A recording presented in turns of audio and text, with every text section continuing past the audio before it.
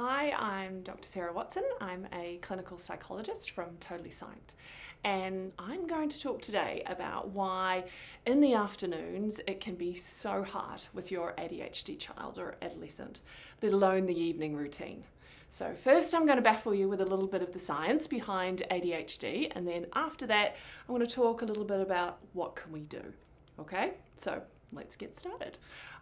One of the first and most important things to understand about ADHD and how it relates to the afternoons and evenings especially is about the self-regulatory system. It's not the same as with neurotypical kids. So what do I mean by the self-regulatory system?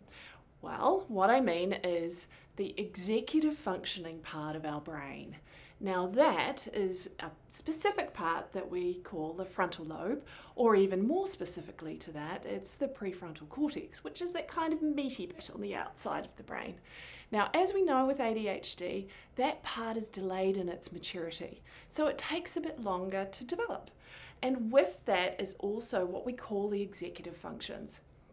The executive functions include planning, reasoning, judgment, organization, and also self-regulation. Now with that, that means that these aren't developing at the same level as other kids or adolescents. We know from good research that they're approximately 3 to 5 years behind in development. So as you can imagine, in terms of being able to organize, to plan, also to really use one's judgment about what they're doing inside their head versus outside in the world is also delayed.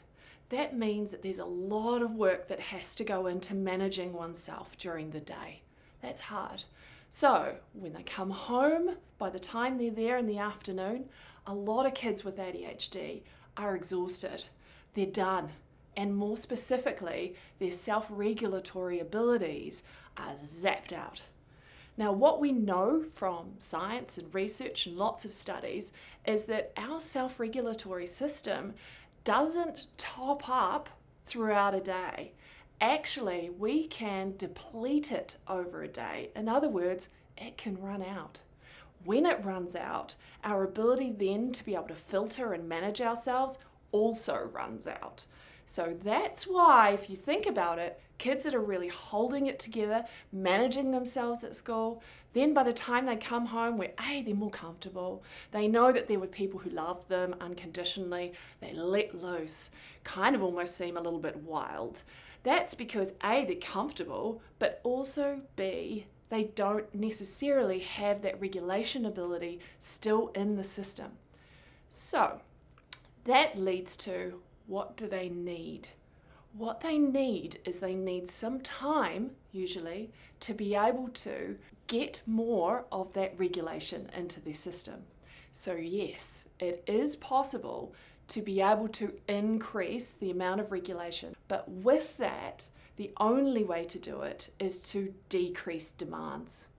So that means if your child or adolescent usually comes home and they're exhausted, or they're really tired, or they are the opposite and really seem extra hyperactive, extra impulsive, or in some ways less filtered anyway at all, then they're probably really exhausted. And what they need is time without sensory overload, or in other words, as less sensory input as possible.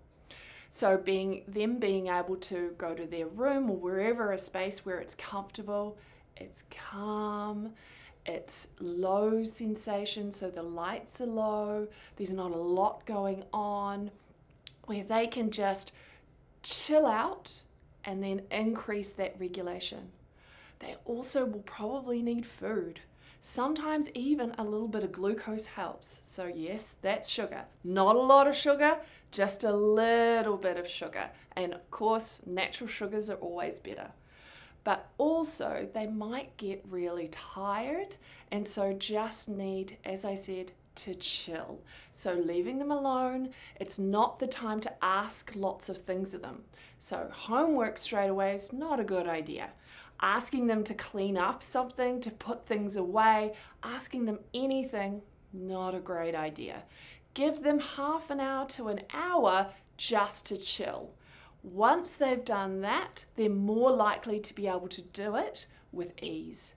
And then when you get to homework, you should be able to have an easier ride with it. But even still, you want to keep those demands down as much as possible. What to do after they've had some time to chill out and then it comes to homework. Often it's a time that is especially trying for those with ADHD and also parents or caregivers who are trying to help them get it done. So let me tell you some top tips.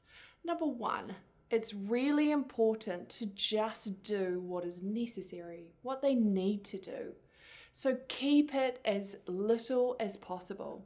Perhaps even talk to the teacher about what's ideal versus what is necessary and keep it to the necessary. That way they won't get overwhelmed and you're not going to be tapping out that self-regulatory system really quickly. Top tip number 2 is about the environment that they're doing their homework in. As you can imagine, and you've probably experienced for yourself, the ADHD brain often has trouble managing multiple sensory input or lots of things going on, because then they have to manage the distractors, other people coming in and out, and also managing their attentional system to stay on task. It's a hard enough job already, let alone having other things in the environment that make it even harder. So a quiet place where there's not too much going on, so clutter-free, and then keeping it just to what is necessary. The third tip, that's chunking it, making sure that they don't have a lot to do all at once. So you know that saying that we often use, which is kind of get it over and done with? Doesn't really apply for the ADHD brain. You're much better to be able to do it chunks at a time with wee little micro breaks in between. So see if you can, whatever it is that they need to do, that you can divide it into sections and say we're going to do this section and then we can go get something to eat, go get something to drink, and then come back. There's even research that shows that a little bit of glucose in those mini breaks is also helpful, like what I was saying before, but not huge amounts of sugar, because then you get a big high and a big low, which is not helpful to the concentration process at all, as I'm sure you probably know. So those would be my top tips around getting through homework. Oh, actually, there is one last one that's probably the most important of all. Those with ADHD often are what we call emotional sponges. So what that means is they will soak up whatever emotions are happening around them. So if you're stressed out, if you're frustrated, or if you're angry, they're likely to get even more so. So please try and remain as calm as you possibly can, even though we know that it's a really frustrating process sometimes. So that's me with my top tips about homework.